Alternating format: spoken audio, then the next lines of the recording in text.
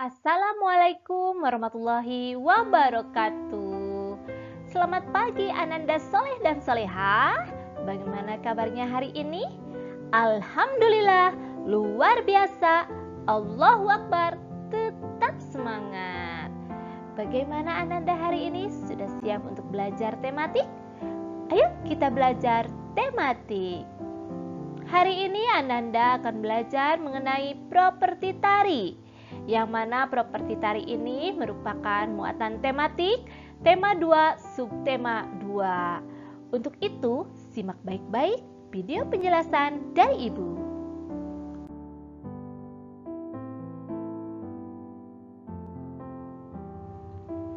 Apa yang dimaksud dengan properti tari?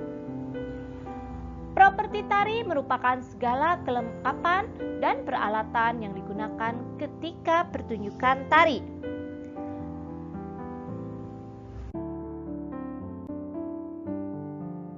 Ada beberapa fungsi dari properti tari.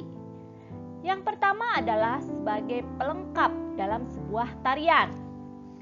Fungsi yang kedua adalah penari dapat menyampaikan ide dan makna gerakan dalam tariannya agar mudah dipahami oleh penonton. Fungsi yang ketiga adalah sebagai pelengkap busana tari.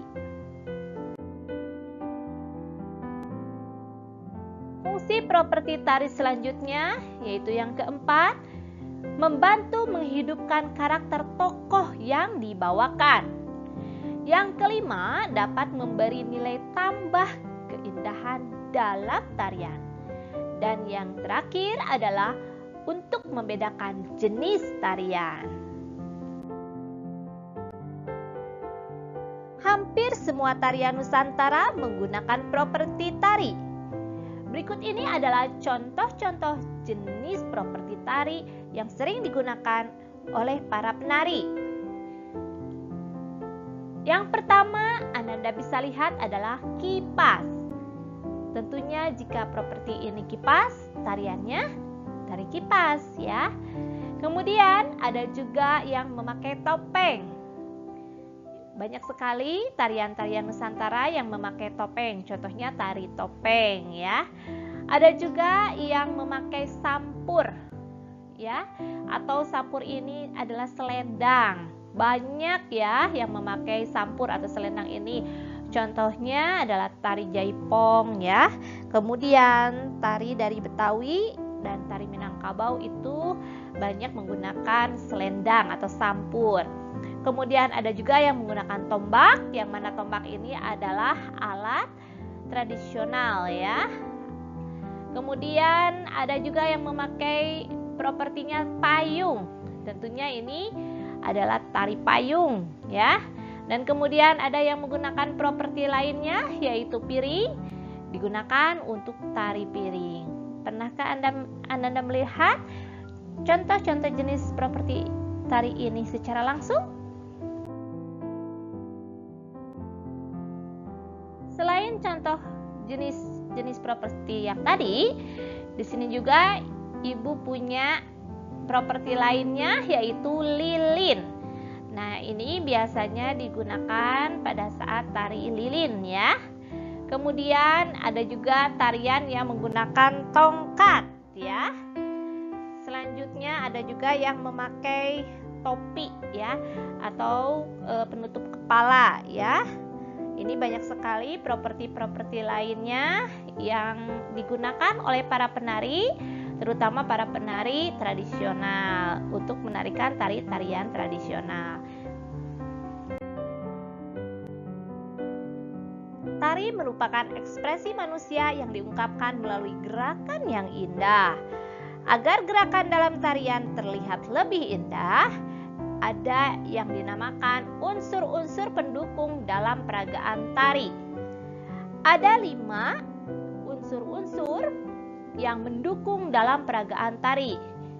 Yang pertama adalah gerak tari, yang kedua properti, yang ketiga musik pengiring, yang keempat kostum, dan yang kelima tata panggung. Apa maksud dari unsur-unsur ini? Yuk kita dalami satu persatu. Unsur yang pertama adalah gerak tari. Apa itu gerak tari? Gerak tari merupakan unsur pokok dari sebuah tarian. Gerak sebuah tarian biasanya merupakan gerak yang sudah ditata seindah mungkin.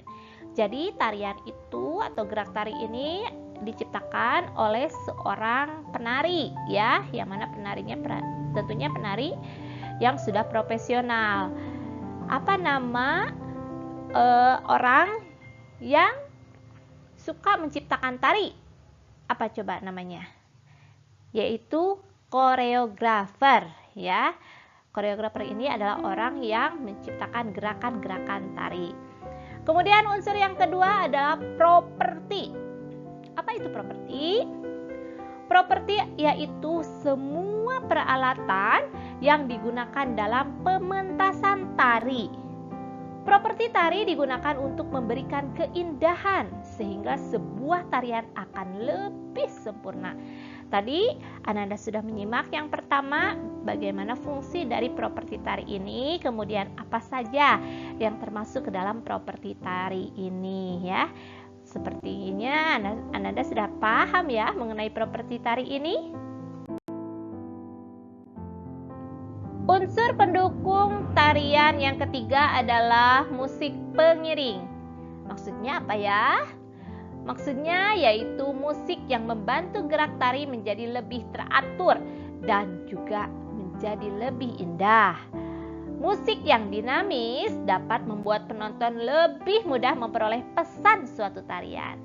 Jadi apabila suatu tarian tanpa musik seperti sayur kurang garam ya.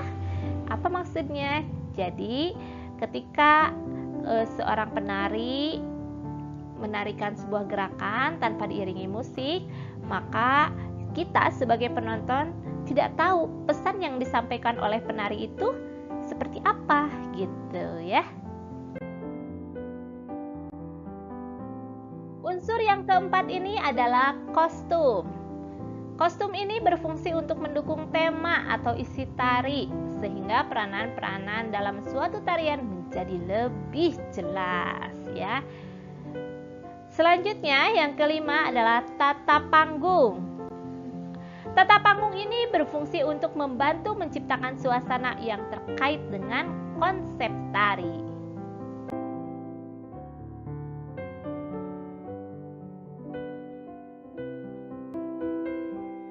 Alhamdulillah, pembelajaran mengenai properti tari sudah selesai.